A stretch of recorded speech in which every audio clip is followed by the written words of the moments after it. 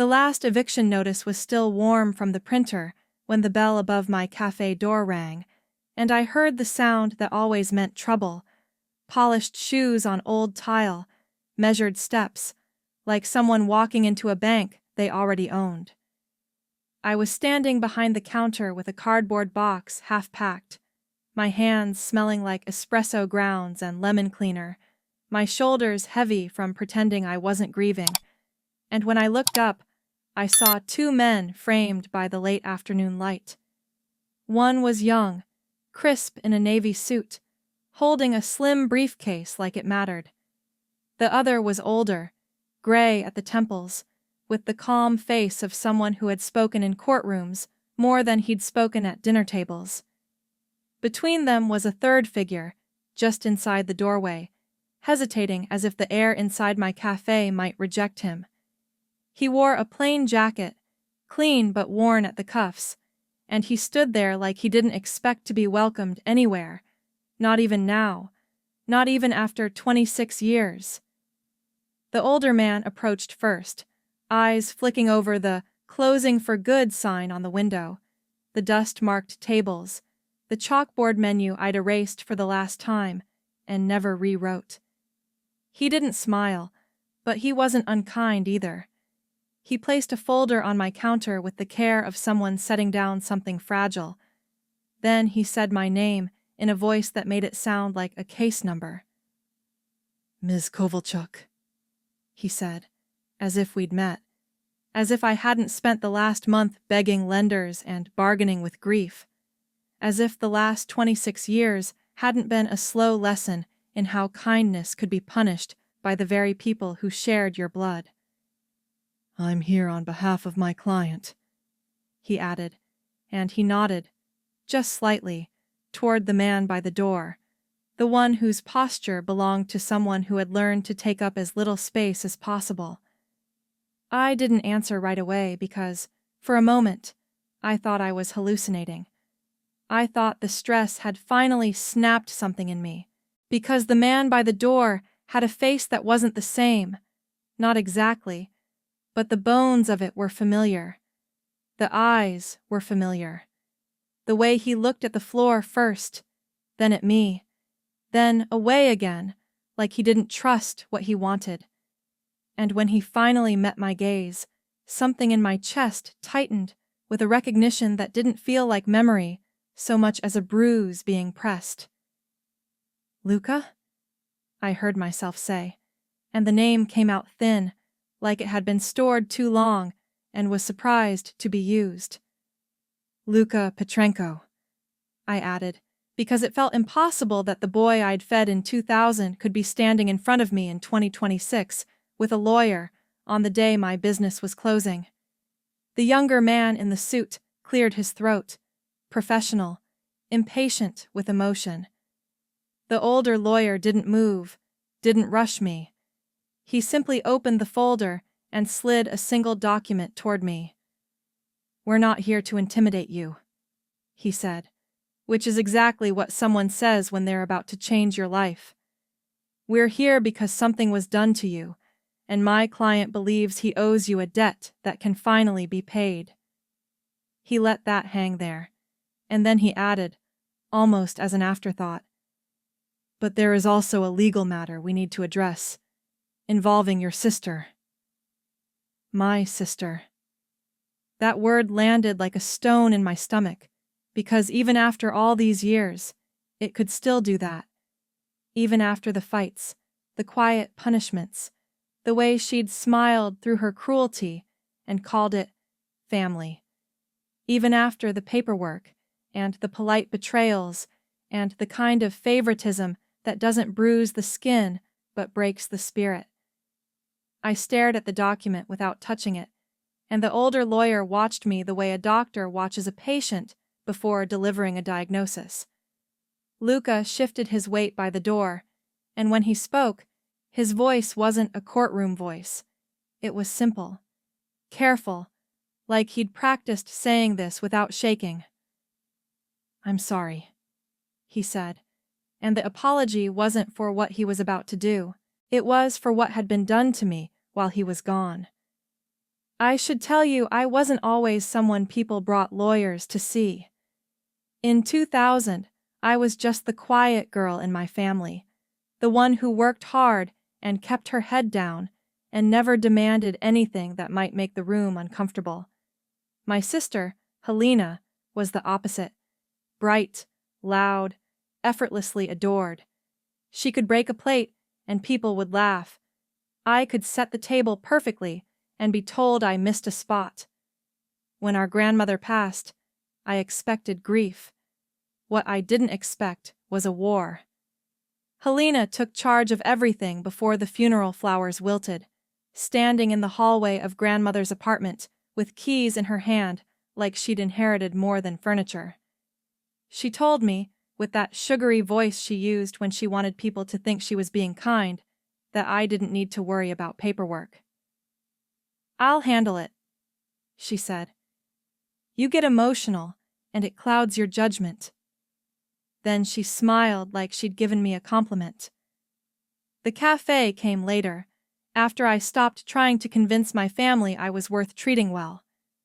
I leased a narrow corner space near the old station, the kind of spot that smelled like wet coats in winter and diesel in summer, and I built my life in the shape of routines, opening at 6, baking cinnamon rolls at dawn, wiping the same counter until the wood shone.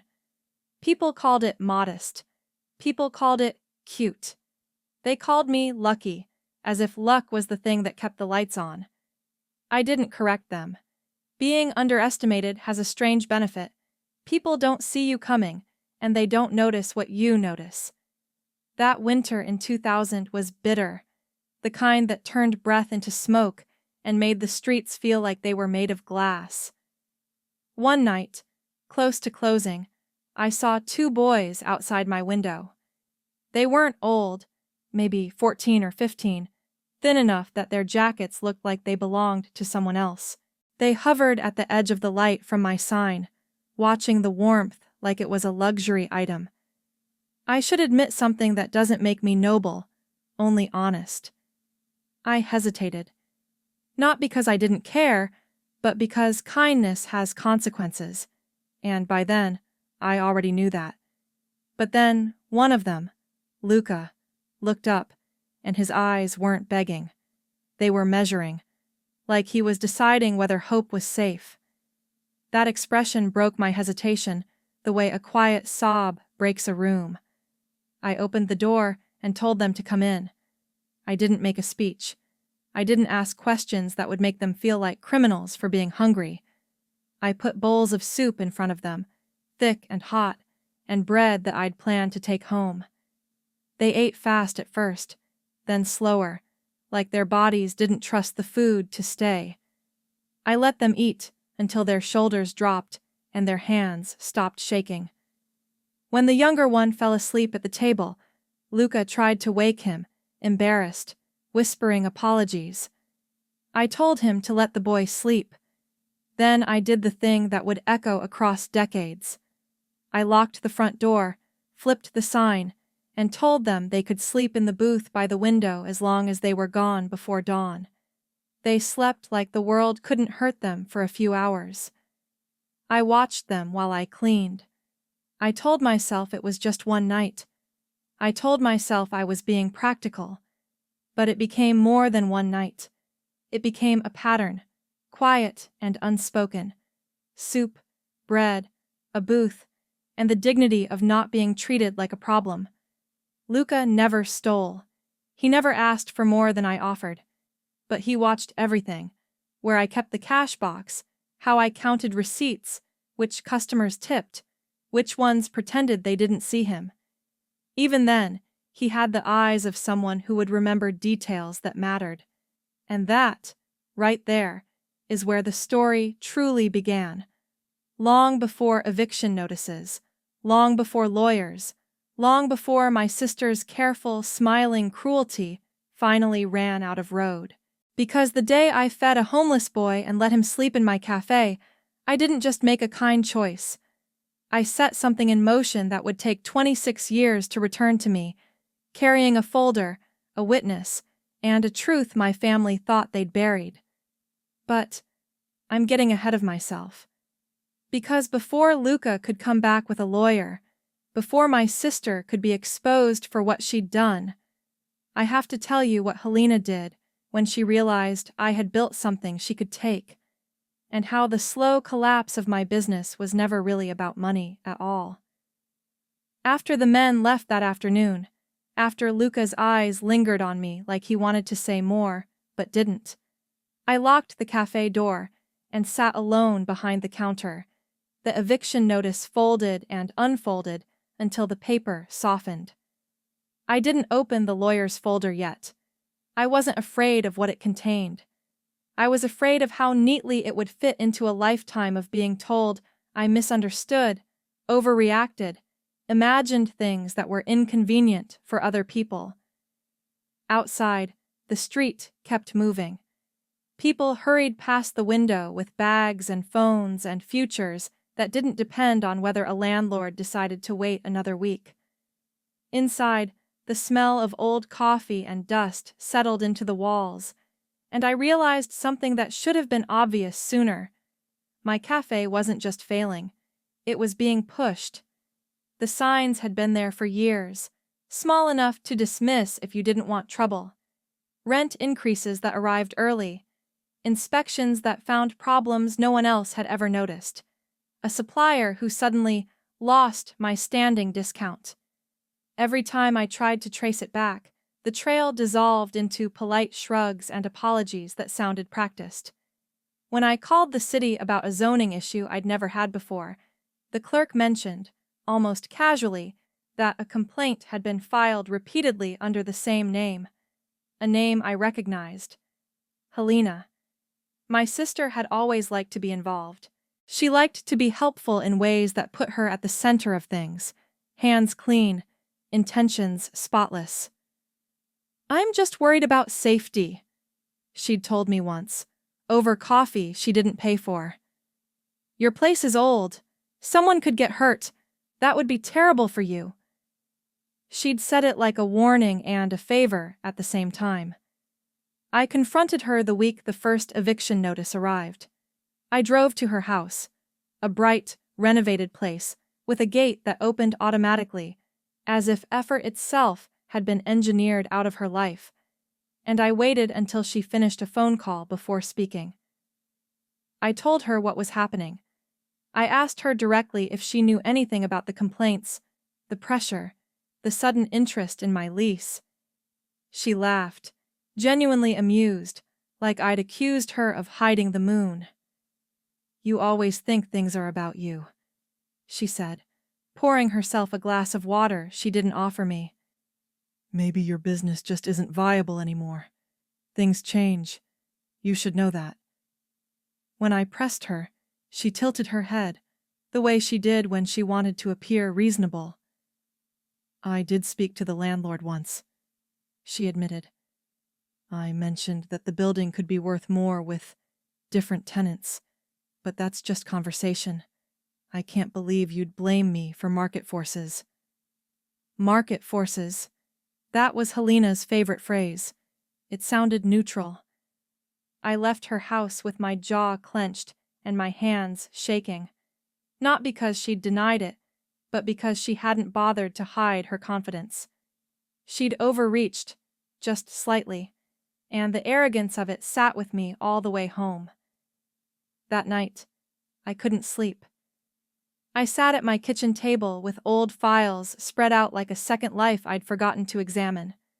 Lease agreements, receipts, letters from my grandmother's estate that never quite added up. I'd trusted Helena when she said she'd handled everything after grandmother's death. I'd trusted her because it was easier than fighting, because family fights leave scars that don't show. Now, with my livelihood collapsing, that trust felt less like kindness and more like negligence. The next morning, I opened the lawyer's folder. Inside were copies, clean, precise, of documents I'd never seen before, amendments to my grandmother's will, transfers that occurred weeks before her death, signed when she'd already been hospitalized, when her handwriting had become uneven. There were notes from a notary who'd since lost their license, And there was a letter, typed and formal, outlining an investigation that had stalled years ago due to insufficient testimony. My name appeared in the margins more than once, not as a beneficiary, but as someone not present at critical moments. I understood then what Helena had done. She hadn't just taken what she wanted. She'd removed me from the room entirely. I took the folder to a legal aid clinic first, because that's what you do when you've been trained to expect less. The attorney there, a tired woman with sharp eyes, read through it slowly. She didn't interrupt. When she finished, she leaned back and said, "This is serious, but it's also old. Without a witness willing to testify, without someone who can place your sister where she shouldn't have been, this will be difficult." Difficult. Another word that followed me like a shadow. I thanked her and left, carrying the folder like it weighed more than paper. The pressure increased. Notices became deadlines. Deadlines became threats. The landlord stopped returning my calls. A man I'd never met showed up to photograph the exterior of my cafe, standing across the street as if it were already a relic. I was losing customers, not because they didn't care, but because rumors travel faster than loyalty. "I heard you're closing," they said, sympathetic, curious. I nodded and kept working, because what else do you do when the ground beneath you is giving way? I baked. I cleaned. I served people who pretended not to notice the boxes stacking up in the corner. At night, I sat with my files and my anger and tried to find a way forward that didn't involve begging my sister for mercy she'd never give. It was Luca who reached out again. He didn't come to the cafe. He called. His voice was steadier than I remembered, but it carried the same careful attention. He asked how I was holding up. He didn't offer platitudes. He listened. When I told him about the documents, about Helena, about the way everything seemed to be closing in at once, he was quiet for a long moment. Then, he said, "I think I can help more than you realize, but it will cost you something." I laughed, a short, humorless sound. "I don't have much left," I told him. He replied, "It won't be money, it will be patience." Over the next weeks, he introduced me to people who spoke in facts instead of reassurances. A financial investigator who understood how estates could be manipulated quietly. A civil attorney who wasn't impressed by my sister's charm. Each conversation revealed another layer of what I'd missed, not because I was stupid, but because I'd been excluded. The most devastating piece came last. A hospital record indicating that my grandmother's medication had been altered during the weeks Helena had sole access to her. Not enough to cause immediate harm, but enough to cloud her judgment. Enough to make signatures easier to obtain. The investigator didn't say the word out loud. He didn't have to. Everything in me wanted to rush forward then, to confront Helena with the truth, to demand explanations she couldn't give without cracking. Luca advised against it. "She thinks she's winning," he said. "People make mistakes when they think that." So I waited. I let the eviction proceed. I packed my cafe with the same care I'd once put into opening it. I signed papers that felt like surrender, and all the while, evidence accumulated quietly, methodically, like interest compounding. By the time the final notice arrived, by the time my cafe stood empty and echoing, my sister was already celebrating. She told relatives I'd failed. She offered condolences that sounded like victory speeches. What she didn't know, what she never considered, was that the girl she'd dismissed for decades had learned how to endure, and that endurance, when paired with the right truth and the right witness, becomes something far more dangerous than anger. Because Luca wasn't just an ally. He was a witness, and the secret he was about to put on record would change not only how my family saw me, but how the law would finally see my sister.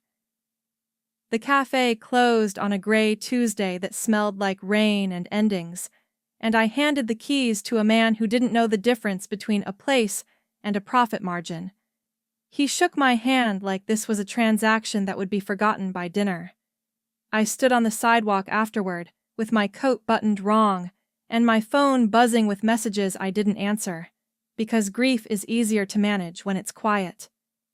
That night, I slept on my sister's old narrative about me, that I was impractical, sentimental, unfit for the real world, and for the first time, I didn't argue with it. I let it be what it was, a story she needed me to believe. The difference was that I no longer did. Luca asked me to meet him 2 days later in a borrowed office above a law firm that smelled like toner and lemon polish. He was already there when I arrived, standing by the window with his hands folded behind his back, posture straight but careful, like someone who had learned discipline before comfort. We didn't hug. We nodded. Some connections don't need theater. On the table between us were 3 folders and a voice recorder. He waited until I sat, until I took a breath that felt like permission. "I didn't tell you everything before," he said, and his voice didn't shake. "I needed to know you were ready." I didn't ask ready for what. I opened the first folder. Inside were photographs from a winter I remembered too well. My cafe's booth by the window, the chipped mug with the blue rim, 2 boys asleep with their heads turned toward each other like they were guarding warmth. I recognized the angle of the shots and felt a strange relief that came from accuracy. "You were watching us," I said. He nodded. "I was learning," he replied. He explained that after the shelters filled and the streets turned dangerous, he'd learned to document things, places that helped, places that hurt, names that mattered. A social worker had taught him how to keep records in case the city asked questions later. He kept everything. That habit never left him. The second folder was heavier. Hospital corridors, dates, a visitor log with my sister's name circled again and again, medication charts with small discrepancies that looked harmless until you saw them in sequence. Luca didn't editorialize. He didn't need to. He told me he'd been placed in that same hospital months later after a bad infection, assigned to a volunteer program that paired older teens with patients who needed companionship. "I saw your grandmother," he said, and then paused, as if honoring the weight of saying it. "I brought her tea. I sat with her when the room was quiet." He told me how Helena would arrive with documents and a smile and leave quickly, irritated if staff asked questions. He told me how my grandmother would grow confused after certain visits, how she'd ask for me and be told I was busy. "I didn't know who you were then," he said, "but I knew something was wrong." The turning point came with the third folder, a sworn statement, prepared but unsigned. Luca's name at the top. He explained that he'd tried to report concerns years ago and had been dismissed because of who he was, a homeless boy with no standing, no credibility, no one willing to vouch for him. The investigation stalled. The record slept. "I didn't forget," he said. "I waited until my word would count." He slid the recorder toward me and pressed play. It was a voicemail from my sister, left years earlier on the hospital's volunteer line, irritated and sharp. She complained about that boy asking questions, about staff overstepping, about wanting the paperwork expedited because time was money. It wasn't a confession. It was worse. It was contempt. I sat there listening, my hands folded to keep them steady, and understood what had flipped the world upside down. I wasn't late to the truth. I had been intentionally delayed. And now, the delay was over. Luca explained the strategy without bravado. Civil action first, because it opens doors, Criminal cases don't.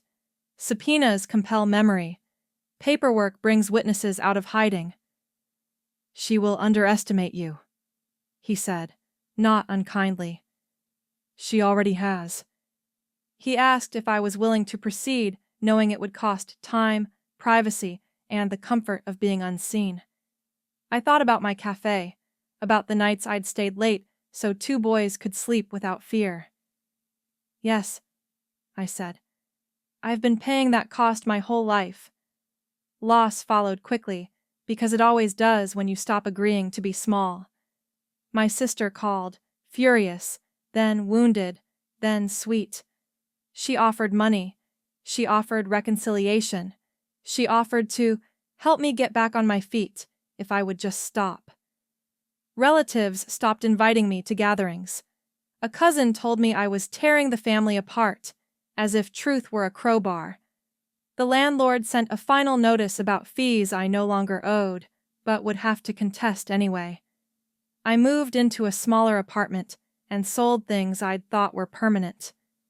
Through it all, Luca checked in, never pushing, never rushing, reminding me that preparation looks like stillness from the outside. The deposition was scheduled for a Friday morning. Helena arrived confident, hair perfect, voice warm.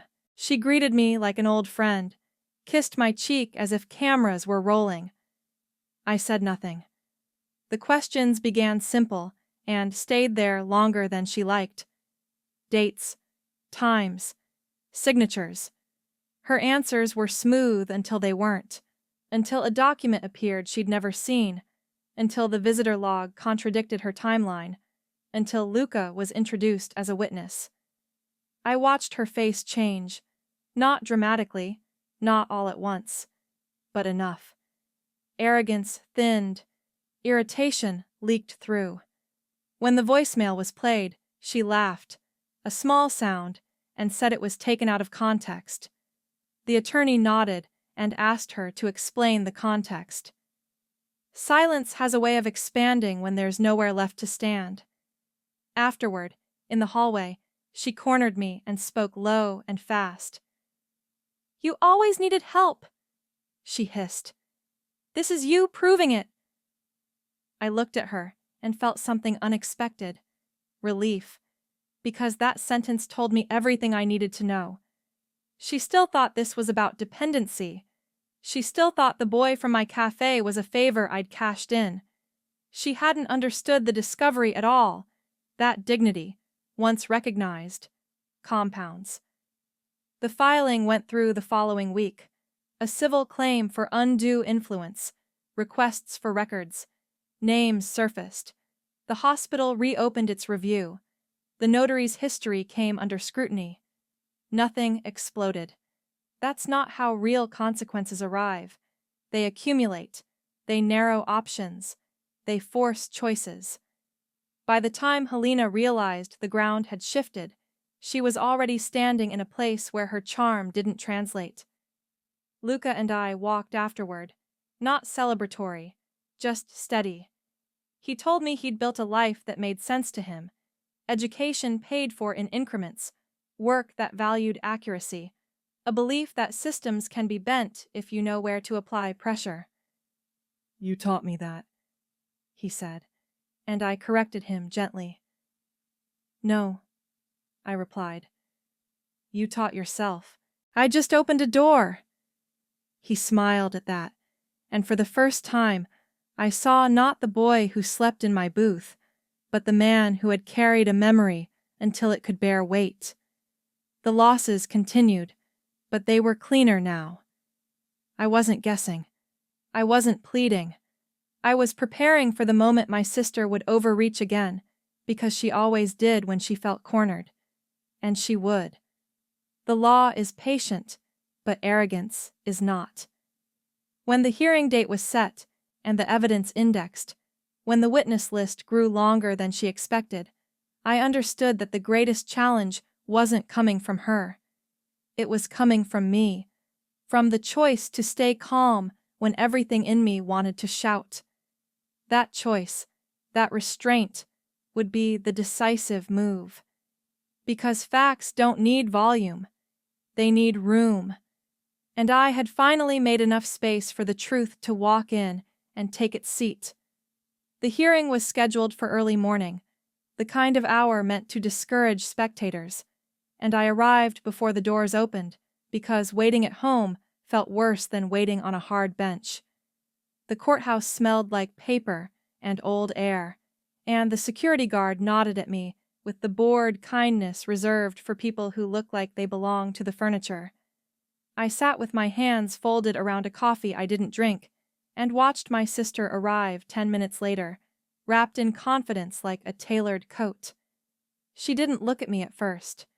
When she did, it was with the familiar smile she used when she wanted control without conflict. She leaned close and spoke softly. "You don't have to do this," she said. "We can still fix things." I answered her with silence, which unsettled her more than anger ever had. Inside the room, everything was smaller than I'd imagined.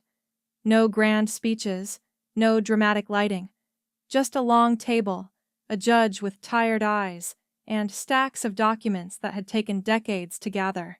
Helena's attorney opened with practiced warmth, framing the dispute as a misunderstanding between sisters, a regrettable escalation driven by financial stress. He emphasized timelines, suggested memory issues, hinted that grief can distort perception. I listened without reacting because I'd learned the difference between narrative and record. When it was our turn, Luca's attorney didn't argue motive. He argued math, dates that didn't align, signatures obtained when medication levels spiked, visitor logs that contradicted sworn statements. The judge asked questions that were precise and unadorned. Each answer narrowed the room. The moment everything shifted didn't come with a bang. It came when Luca was called. He stood, adjusted the microphone, and stated his name and occupation, his voice steady enough to anchor the air. Helena watched him with a look that mixed annoyance and disbelief, like she couldn't accept that a variable she'd dismissed had returned with weight. Luca testified without embellishment, recounting hospital visits, the tone of conversations, the voicemail that had been preserved because he'd learned early that evidence outlives explanations. When the recording played, Helena's attorney objected, then withdrew it after the judge raised a hand. The sound of my sister's voice filled the room, sharp and impatient, revealing a contempt she'd never thought to hide from people she believed didn't matter. Cross-examination was where arrogance betrayed her. Helena insisted on answering quickly, correcting questions that didn't need correction, volunteering context no one had asked for. She smiled when she thought she was winning, and frowned when she wasn't. When asked why she'd insisted on handling the paperwork alone, she said it was efficiency. When asked why she'd discouraged my visits, she said it was kindness. When asked why medication levels changed after her visits, she blamed staffing errors, then technology, then coincidence. Each explanation contradicted the last. The judge didn't comment. He didn't need to. Silence did the work. There was a moment, brief, almost private, when Helena looked at me not as an obstacle, but as a witness she could no longer erase.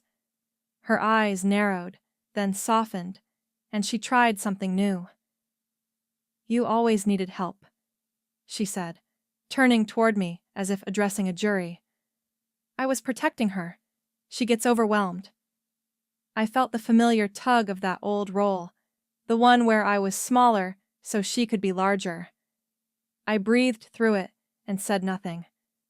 The attorney redirected, placing a hospital chart in front of her, pointing to a date she couldn't explain away. That was when her composure cracked, not loudly, but enough that the room noticed. By noon, the judge had heard enough to issue interim orders. Asset freezes, a referral for further investigation, a schedule for criminal review that would move whether anyone liked it or not. He didn't pronounce guilt. He pronounced process. That was worse for Helena, who had always relied on charm to short-circuit procedure. Outside the courtroom, she tried to corner me again, her voice urgent now, her certainty gone. "You don't understand what this will do," she said. "To me, to the family." I met her eyes and spoke for the first time that day. "I understand exactly what it does," I replied. "It tells the truth." The weeks that followed were a narrowing corridor. Banks called. Accounts were audited. The hospital review expanded. Staff members who had been quiet found their voices when they were asked questions that required answers. The notary's license was formally revoked. The landlord who had hurried my eviction received a notice of his own regarding improper communications and inducements. Nothing felt triumphant. It felt procedural. It felt like gravity. Helena's calls went unanswered. When she did reach me through an intermediary, she offered a settlement that included money and a public statement of reconciliation. The offer was designed to look generous while burying the record. I declined without commentary. The attorney nodded, unsurprised. There was a day, late in the process, when everything seemed like it might still slip away. A key witness hesitated. A document was challenged. A rumor circulated that the case was too old, too complicated, too emotionally charged to conclude cleanly. I sat in my small apartment with the files spread out again and felt the old exhaustion creep back in, the kind that whispers that endurance is a mistake. Luca called and didn't talk about strategy. He talked about winter, about the booth by the window, about how sleep feels different when you know it's allowed. "We're close," he said, not as a promise, but as a fact. "Stay still." The final hearing arrived without ceremony. The prosecutor laid out the sequence. The defense objected and was overruled. The judge asked the questions that had waited their turn. When the decision came, it was measured and devastating. Findings of undue influence, orders for restitution, referral for criminal charges related to exploitation of a vulnerable adult. The words were plain. Their implications were not. Helena didn't cry. She stared straight ahead, as if refusing to acknowledge the end of a story she'd written herself into for too long.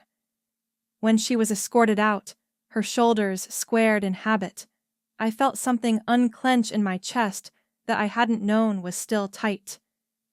Afterward, Luca and I stood on the courthouse steps and watched the afternoon continue without us. People laughed. Phones rang. Life refused to pause for our resolution, which felt appropriate. He asked what I would do next. I didn't have an answer shaped like a plan. "Rest," I said. He smiled, understanding that rest can be an act of resistance. Before he left, he handed me a small envelope. Inside was a copy of the first photograph he'd taken of the booth by the window, the light falling just right. On the back, he'd written a date and a simple sentence. "You let us sleep." The climax wasn't the verdict, or the escort, or the headlines that never came. It was the quiet acceptance that justice, when it arrives properly, doesn't shout. It rearranges. It removes options until only the truth remains viable. And as I walked away from the steps, my sister's voice finally absent from my head, I knew that whatever came next would be built without her shadow. That knowledge didn't feel like victory. It felt like balance. The café was gone by the time the restitution papers cleared, replaced by a plywood facade and a banner advertising something sleek and temporary, and I learned that closure doesn't require the thing you loved to still exist. It requires the noise to stop. When the accounts were settled and the orders finalized, the money arrived without drama, transferred in increments that reflected the judge's patience more than my sister's generosity. I didn't rush to reclaim what had been taken, because reclaiming isn't the same as returning. I paid what I owed, stored what mattered, and let the rest go. The city kept moving. I let it. People asked me what it felt like to win, and I found that word unhelpful.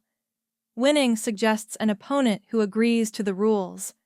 What I felt instead was a quiet writing, like a picture straightened after years of hanging crooked. My sister's name stopped appearing in my phone. Relatives reached out cautiously, unsure which version of me they were allowed to address. I answered some calls and ignored others, not out of spite, but because discernment is the last lesson betrayal teaches. I didn't explain myself. I didn't need witnesses anymore. Luca came by one afternoon with a paper bag and no agenda.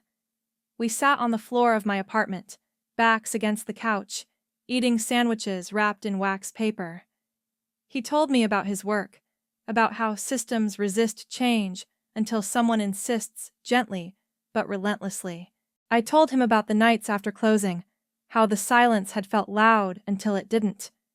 At one point he said, "I never thought I'd see her held to account." I answered, "Neither did I." That shared disbelief didn't ask for gratitude. It asked for acknowledgement. We gave it and moved on. I took a part-time job that surprised everyone who thought I'd lost ambition along with my business. It was steady. It valued accuracy. It left my evenings intact.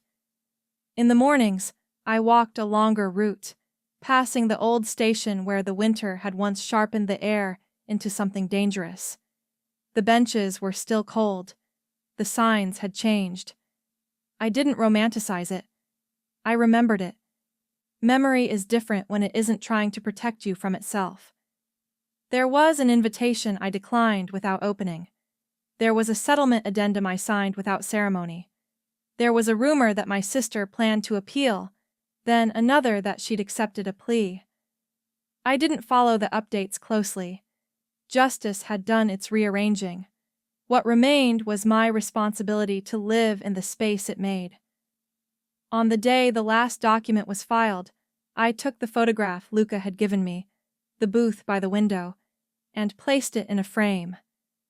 Not as a shrine, as a reminder that one good choice can be enough when it's allowed to mature.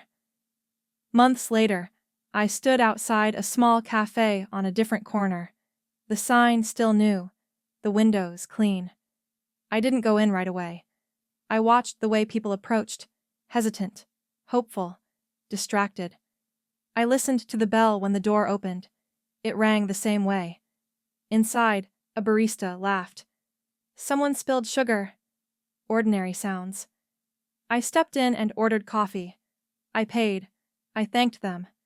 I sat by the window because habits don't always need to be broken to be redeemed. If there's a moral here, it isn't that kindness guarantees a return.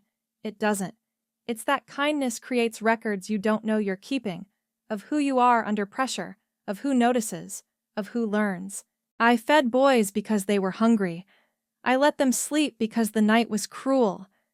I didn't imagine a future where one of them would walk back with a lawyer and a memory that could bear legal weight. I imagined a future where I could live with myself. That turned out to be enough to change the rest. I never confronted my sister again. I didn't need the final word. The process spoke it in a language she couldn't charm or interrupt. What I reclaimed wasn't an inheritance or a business. It was authorship. When people underestimate you, they hand you time. If you use it to prepare instead of perform, the ending writes itself. Some evenings, I still think about that winter, about how sleep feels different when it's allowed. I think about the patience it took to let truth arrive without escort. I think about the quiet power of opening a door and the quieter power of closing one.